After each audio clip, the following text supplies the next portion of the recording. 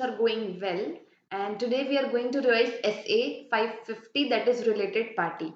So let's revise SA 550. SA 550 किसके बारे में बात करता है सर? रिलेटेड पार्टीज के बारे में.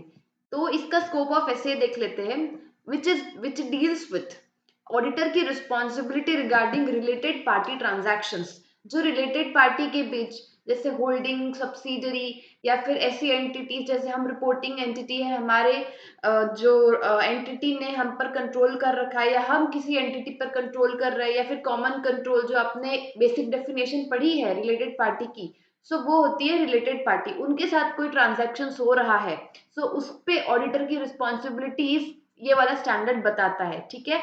Also it expands on how SA 315, 330 and 240 are to be applied in relation to related party relationships and transaction. जैसे 240 फ्रॉड का है. ठीक है. रिस्क असेसमेंट, ये सब रिलेटेड पार्टी रिलेशनशिप और ट्रांजैक्शन से रिलेटेड कैसे इसको अप्लाई करेंगे, उस पे भी ये ऐसे बात करता है. अब सर ऑडिटर के क्या ऑब्जेक्टिव्स होंगे? ऑडिटर का पहला ऑब्जेक्टिव है to obtain an understanding of related party transactions, RPT, that is related party transaction, to recognize fraud risk factor arising from such transactions. क्योंकि ऐसा होता है कि जो रिलेटेड पार्टी के साथ जितने ट्रांजेक्शन होते हैं उसमें फ्रॉड होने के चांसेस ज्यादा होते हैं. इसीलिए सबसे पहला ऑब्जेक्टिव क्या है सर? रिकॉग्नाइज करना fraud risk factor which is arising from such transactions. Then second, conclude whether financial statements in so far as they are affected by such transactions achieve true and fair view presentation, और वो misleading नहीं होने चाहिए. उसके बाद ये conclude करना है कि जो फाइनेंशियल स्टेटमेंट्स है वो ट्रू एंड फेयर प्रेजेंटेशन दे रही हो एंड वो मिसलीडिंग ना हो.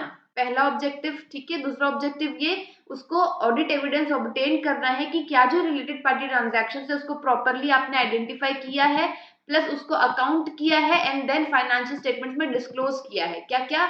PAD, properly identified, accounted for and disclosed in the financial statements. ठीक है सर. अब सर इस स्टैंडर्ड की रिक्वायरमेंट क्या है? पहली रिक्वायरमेंट है कि जो रिस्क असेसमेंट प्रोसीजर्स है, रिलेटेड एक्टिविटीज है वो, देन आपको एंटिटी के रिलेटेड पार्टी रिलेशनशिप और ट्रांजैक्शंस की अंडरस्टैंडिंग लेनी है. फिर आपको अलर्ट रहना है फॉर रिलेटेड पार्टी इंफॉर्मेशन. जब आप रिव्यू करते हो उनके रिकॉर्ड्स और documents, you have to be very alert कि कुछ रिलेटेड पार्टी तो नहीं है इसमें, कुछ फ्रॉड फैक्टर तो नहीं है. ये चीज ध्यान रखनी है. Fourth, sharing related party information with the engagement team. आपको एंगेजमेंट टीम के साथ अगर आपको कोई रिलेटेड पार्टी की इंफॉर्मेशन मिली है तो वो शेयर करना. Fifth, identification and assessment of the risk of material misstatement which is associated with. वही बात है कि अगर कोई risk of material misstatement associate है रिलेटेड पार्टी ट्रांजैक्शंस और रिलेशनशिप्स के साथ, वो आपको आइडेंटिफाई एंड असेस करना है. एंड देन लास्ट, रिस्पॉन्ड करना है to the related risk of material misstatement which is associated with this. Okay, so these six are the requirements of the standard SA 550. ठीक है सर, समझ गए.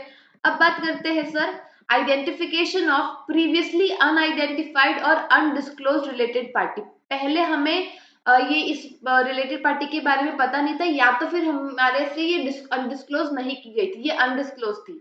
तो उस केस में क्या करना चाहिए? उस केस में ऑडिटर डिटरमाइन करेगा कि क्या जो अंडरलाइंग सर्कमस्टांसेस है वो कंफर्म करते हैं कि ये ऐसा कुछ ट्रांजैक्शन एग्जिस्ट करता है. फिर आपको कम्युनिकेट करना है टीम के विद इन, आपकी जो टीम है वहां पे आपको कम्युनिकेट करना है कि मुझे ये रिलेटेड पार्टी मिली है. देन आपको मैनेजमेंट को रिक्वेस्ट करना है कि आपको इस रिलेटेड पार्टी के साथ जितने और सारे ट्रांजैक्शन है वो सारे आइडेंटिफाई करने हैं. ठीक है. देन आपको मोर सब्सटैंटिव प्रोसीजर परफॉर्म करना है. फिर आपको रिकंसीडर करना है risk with respect to other related parties also. एक मिल गई.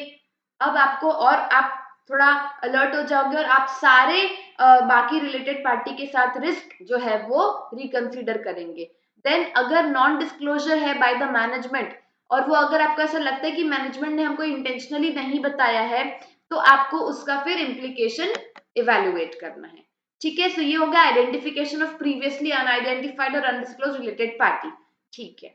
अब बात करते हैं identified significant related party transactions which is outside the entities normal course of business. जिस तरीके का इस एंटिटी का बिजनेस है ये अलग ही ट्रांजैक्शन है, तो ये outside the normal course of business है. तो इस केस में क्या करना चाहिए? ऐसा फुल फ्लेजेड एक सेपरेट क्वेश्चन आ सकता है टॉपिक से. सी ऐसे 505 या फिर 550 जो भी ऐसे हो, आपके पास टॉपिक्स दिए, उसको थोरली आप समझे, पढ़े, थोड़ा सा मेमोराइज करें, आएगा ना इसी में से ही। इसके बाद क्वेश्चन प्रैक्टिस कर लीजिए। सो इससे आपको कॉन्फिडेंस भी बढ़ेगा और रिटेंशन पावर भी बढ़ेगा। ठीक है। Identify significant related party transaction which is outside the normal course of business. ठीक है। आपको इंस्पेक्ट करना है कि कॉन्ट्रैक्ट क्या था इस चीज का, कोई कॉन्ट्रैक्ट है कि नहीं है। फिर आपको इवेल्युएट करना है कि इसका कोई बिजनेस रैशनल है इस ट्रांजैक्शन का, कि कोई भी क्या बोलते हैं पर्पज से किया गया है। उसके बाद आपको देखना है कि क्या जो टर्म्स है ट्रांजैक्शन के और जो मैनेजमेंट ने एक्सप्लेन किया था वो दोनों कंसिस्टेंट है ना। मैनेजमेंट कुछ और एक्सप्लेन कर रहा है, टर्म्स ऑफ ट्रांजैक्शन कुछ और है, ऐसा तो नहीं है ना। फिर आपको देखना है कि whether such transaction have been properly accounted for होने चाहिए, मतलब उसका प्रॉपर मेंटेनेंस होना चाहिए, फाइनेंशियल स्टेटमेंट्स में डिस्क्लोज होने चाहिए, अकाउंट होने चाहिए, ये 3 चीजें। एंड देन आपको ऑडिट एविडेंस ऑब्टेन करना है कि जो ट्रांजैक्शन है वो अप्रोप्रिएटली ऑथराइज्ड एंड अप्रूव होने चाहिए। ठीक है सर। सर उसके बाद होता है कुछ इंपॉर्टेंट पॉइंट्स, बस थोड़ा सा ही बचा है, फिर आपका ऐसे 550 कंप्लीट।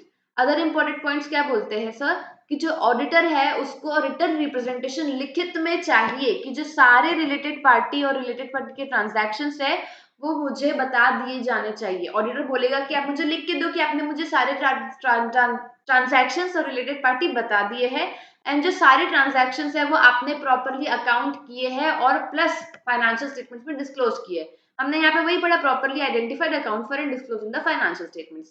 ठीक है, ठीक है, ठीक है। अब कम्युनिकेशन विद टीसीडब्ल्यूजी। उसके बाद ऑडिटर जो है जो भी सिग्निफिकेंट मैटर होता है वो टीसीडब्ल्यूजी के पास, पापा जी के पास जाके कम्युनिकेट करेगा, जो भी उसको ऐसा लगता है कम्युनिकेट करने की नीड है। ठीक है, which is in connection with entities related party. फिर डॉक्यूमेंटेशन में क्या करेगा ऑडिटर, डॉक्यूमेंटेशन में करेगा सर रिलेटेड पार्टी का नाम और नेचर क्या है उस रिलेटेड पार्टी ट्रांजैक्शन का। ठीक है। अभी एक छोटा सा टॉपिक और है, engagement team discussion while understanding entities related party relationships shall include susceptibility of financial statements to material misstatement। हो सकता है कि ये रिलेटेड पार्टी के जो रिलेशनशिप है, जो ट्रांजैक्शंस हुए हैं वो फाइनेंशियल स्टेटमेंट्स में मटेरियल मिसस्टेटमेंट ला सके। सो इसमें एंगेजमेंट टीम क्या डिस्कस करेगी, सबसे पहले डिस्कस करेगी nature and extent of entities relationship and transaction with related party. ठीक है, आप उस एंटिटी के रिलेशनशिप और ट्रांजैक्शन उस रिलेटेड पार्टी के साथ जो है उसका नेचर और एक्सटेंट डिस्कस करेगी।